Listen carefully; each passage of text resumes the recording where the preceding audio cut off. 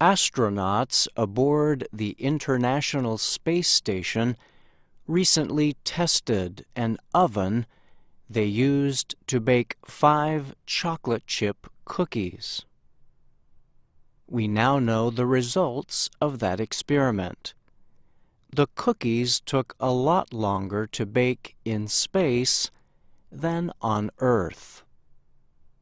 The cookies that came out best required 2 hours of baking time inside the International Space Station. The baking time for cookies on Earth is generally only about 20 minutes. The cookies returned to Earth earlier this month aboard a SpaceX-built spacecraft that splashed down in the Pacific Ocean. The cookies are the first food baked in space from raw food materials.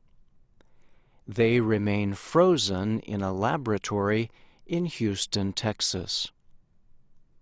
The American company NanoRacks designed and built the cookie oven. Hilton DoubleTree Hotels supplied the cookie dough. The makers of the oven did expect some difference in the baking time in space, but they were surprised that that difference was so large. There's still a lot to look into to figure out really what's driving that difference, but definitely a cool result, said Mary Murphy. She is with the company NanoRacks, which is based in Texas. Murphy said the baking results will continue to be examined in order to better understand why space baking took so much longer. In addition, researchers will study the effectiveness of the baking tray, which was designed to work in microgravity conditions. The 5 chocolate chip cookies were frozen when they were sent to space. Each had to be baked separately in the oven.